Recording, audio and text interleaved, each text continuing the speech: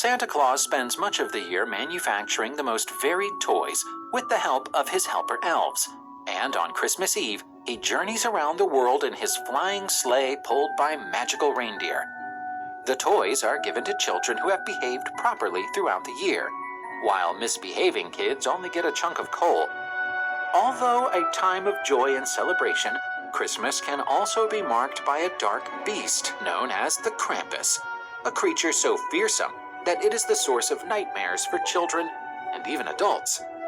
According to the beliefs of different peoples, Krampus is a hideous monster, half demon and half goat, who follows Santa Claus when he goes out to visit houses on Christmas Eve. Krampus's legend began in the Austrian Alps, where Christmas festivities start at the beginning of December. Within this culture, Krampus is as important as Santa Claus himself.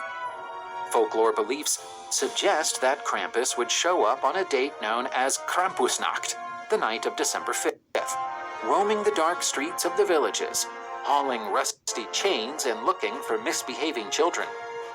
Should Krampus smell wicked children, he would enter their homes and drag them out of bed, followed by whipping them with a wooden stick. The terrible punishments were far from over. After the beating, Krampus would throw the children into a basket and take them to hell, where they would be imprisoned for 1 year. Often, Krampus would appear next to Santa Claus. While the latter read out a list of each misdeed, the children would be huddled in a corner of the room, trembling with fear under Krampus's cruel eyes. Parents in olden times used Krampus's story to threaten their children all year round, and vowed that the terrifying creature would indeed come to their homes if the children ignored the warnings. As the legend of Krampus swept through other European countries, it soon took on new versions, but its stories always kept a macabre pattern. To this day, most Alpine towns hold festivals following the old Austrian tradition, in which a masquerade costume parade is held, allowing anyone to dress up as Krampus and wear wooden masks, typically handmade and terrifying. Notwithstanding his pagan origins, Krampus was absorbed into Christian Christmas traditions. Even though he is a controversial figure for modern times, he still has a profound influence on Christmas traditions. He represents an idea that evil people will be punished for their mistakes, and when he stands next to Santa Claus, Krampus symbolizes the duality between good and evil, two forces that, in some beliefs, rule the order of life and the universe. Friends, we are all looking forward to the coming of Christmas, the kindest and most beloved holiday of the year. But did you know that even the brightest holiday has a dark shadow? In this video, I will tell you about the creepy Christmas creature, also known as Krampus. Krampus is a horned, anthropomorphic creature from Alpine and German folklore 11th to 14th centuries, who during the Christmas season punishes children who have misbehaved. Krampus is said to capture particularly naughty children in his sack and carry them away to his lair. Krampus is associated with Saint Nicholas, who rewards well-behaved children with gifts. Krampus is Saint Nicholas' dark companion and he predates Christianity. The legend has it that Krampus originally came to the Alpine regions with the invading forces of the Roman Empire. He represented the gods of the pre-Christian Germanic peoples.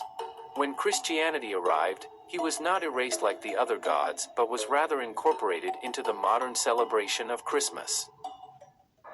Although, there are references to Krampus in pre-Christian German tales and were associated with the arrival of winter and the reduction of daylight hours.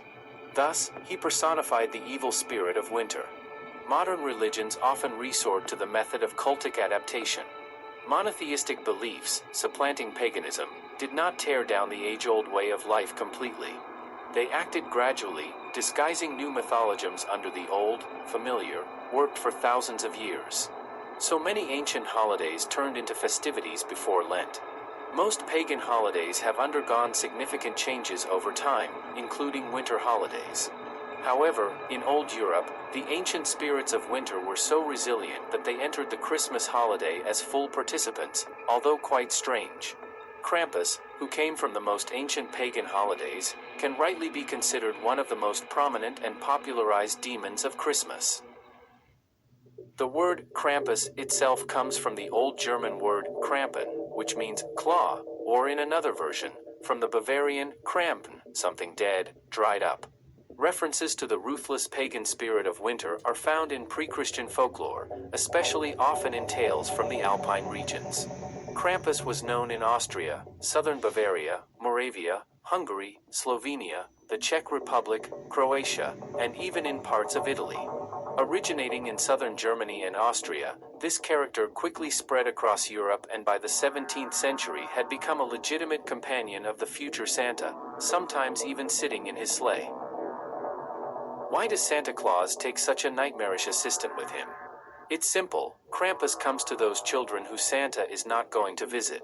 The sinister antipode of Saint Nicholas did not give out gifts. His task was to punish the kids who behaved badly in the past year. To be more precise, the visit of Krampus was prepared for those of them who did something bad all year long, disobeyed their parents, and participated in all kinds of hooliganism. A thickly furred, chained monster with curved goat horns and a sharp tongue sticking out of its mouth appeared in European towns and alpine villages on the night of December 5th to 6th. Behind his back he had a basket or sack in which the demon stuffed his victims.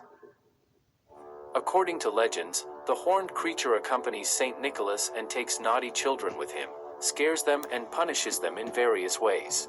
In ancient times, people believed that the evil spirit of Christmas, Krampus, calculates a capricious child, puts a coal under his pillow instead of a gift, then puts it in a bag and drags it to his dwelling. It is not known exactly what Krampus does with the kidnapped children. Some myths say that the stolen children were cooked by the horned one as Christmas dinner and eaten. In older stories, he carried boys and girls away to a creepy castle on a mountain cliff before dumping them into the bottomless sea. There are also claims that he took naughty children straight to hell. In his punishments, monster is quite inventive and creative, but always repelled by the severity of disobedience of the child. Krampus has probably always been associated with Santa Claus. According to some myths, they were originally brothers. According to others, they were best friends. In the old days, there was a version that the horned creature was a foundling, which from early childhood was brought up by Santa. However, over time these characters for some reason distanced themselves from each other and became complete opposites. That's why Krampus is often called Santa Claus Double. Krampus always has several attributes with him: birch roses, with which he is ready at any moment to whip a naughty child, as well as chains and jingling bells of different sizes. Sometimes the creature appears with a huge sack or basket behind his back, designed to kidnap children. The demon's hands are covered with tenacious claws, from which it is impossible to hide or escape. One of the most widespread legends about Krampus tells the secret of his birth. As it notes, the mother of the monster was the Scandinavian goddess Hel. Some researchers suggest that Krampus is a relative of satyrs, which are described in ancient Greek legends.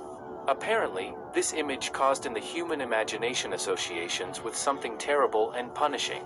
It is believed that the custom of giving gifts at Christmas was formed under the appearance of winter fairs. Along with them, the fashion for Krampus spread. It turned out that among good Christians, there were plenty of people willing to go door to door and look in the windows in the first week of December, dressed up in shaggy skins, wearing bells and creepy masks with horns. Theologians tried to fight the monsters walking around European cities, as the horned and shaggy-haired goers resembled the devil. December masquerades were banned, and anyone who continued to dress up in a Krampus costume risked being investigated by the Inquisition. At the beginning of the 19th century, the legend of the Alpine Devil, along with other German pagan stories, was described by Jacob Grimm in his book, Germanic Mythology. By the end of the century, stamps and then gift cards depicting the Christmas devil were already being produced. The subjects of such cards were often characterized by frivolity and even explicit sexual overtones. The last attempt to ban the Alpine demon was made in Austria in the first half of the 20th century. However, the ban did not last long, and in a couple of decades Krampus firmly took a place in the ceremony of New Year celebrations. If in times of paganism and the Middle Ages dressing up as a dark spirit of winter had a sacred meaning, now the parade of Christmas devils has turned into entertainment only. The image of Krampus has undergone total commercialization. Hundreds of stores sell costumes of the horned monster, master carvers make authors' masks for good money, confectioners cast chocolate figures of Krampus for children. Bundles of gilded roses are sold at the market and used as an element of Christmas decorations. Krampus becomes a movie star and a participant in various shows. The bright and at the same time creepy image of Krampus found its reflection in world culture. It was often used by creative artists, directors, and screenwriters. You can find references to Santa's antipode in many movies and TV series. Merry Christmas! Merry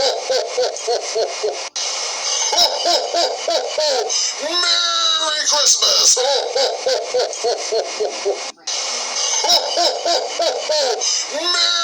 Christmas!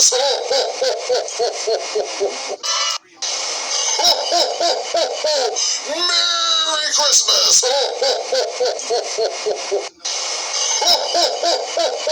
Merry Christmas!